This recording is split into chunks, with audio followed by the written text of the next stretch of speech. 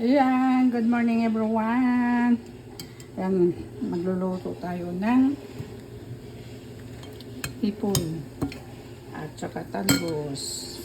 Ayan, kumukulo na yung ating sabaw. May asin, may bagoong, may oyster sauce, may tanglad, may sili, may kamatis, may sibuyas. Ayan. Tikman natin guys.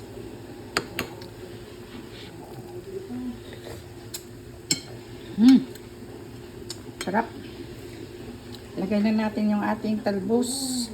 Yung hipon, maya-maya na lang kasi mas gusto ko yung half-cook lang siya. Ayan. Sarap. Daming gulay. Ayan, lahat yan galing sa ating garden. Hindi man tayo bibili ng gulay. Dati-dati ko na problema kung gulay. Ang mahal kasi ng gulay, kaya lagi akong na problema, gulay. Ngayon, ayan, kahit araw-araw magluto ng gulay. Sarap naman talaga ng gulay. Grabe ang init sa labas.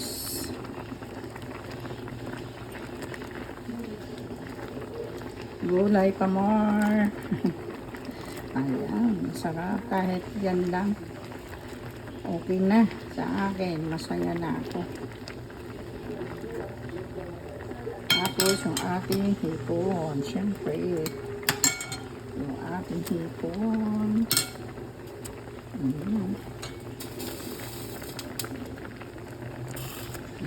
Ayan. Takpan na natin konti.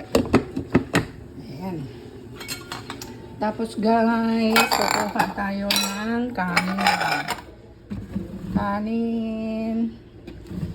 Ang ating, yung isa kasi,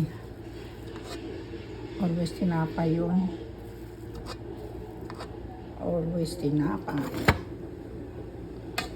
Kaya ako, pero paminsan-minsan, kumakain din siya ng rice. Bantay. At nagugutom na ako. Grabe yung nilinis ko. Naglinis, general cleaning. Pinagtatabi na natin yung mga ibang display. Ayan. Ayan guys, yung ating bambing.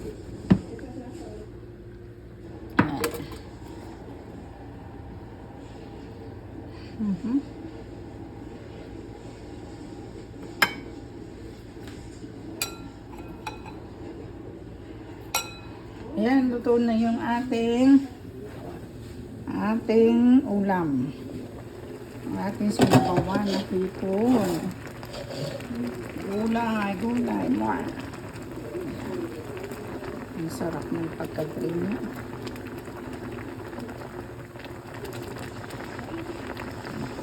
Diba? Masarap yung hipon pag yung medyo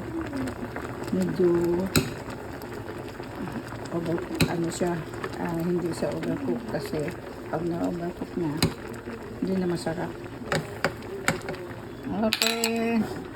Tignan natin yung kala natin.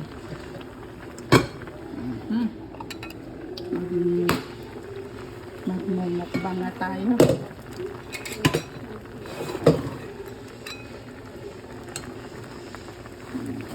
Mukbang. Yan, may tanglad. May sili. Uy, sarap naman talaga.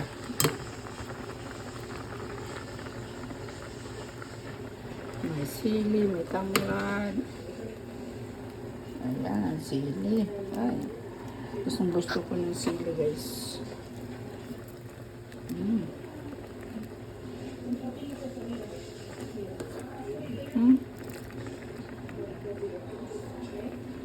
Mga gulay.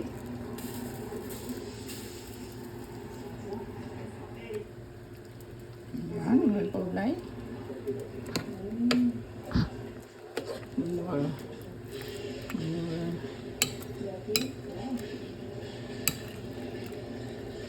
Hipot. Sarap. More gulay, more gulay. More gulay, more sabaw. More sabaw. More hipon. Ubusin ko yan guys. Isang kainan ko lang yan.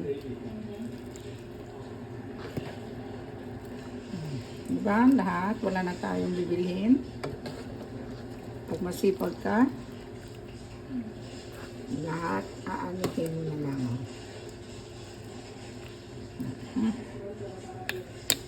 Okay na yan. Dami ng sabaw.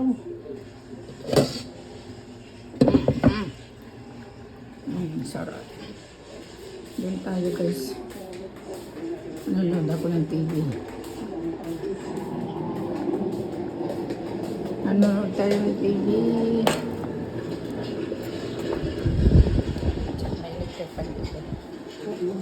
Okay, bye.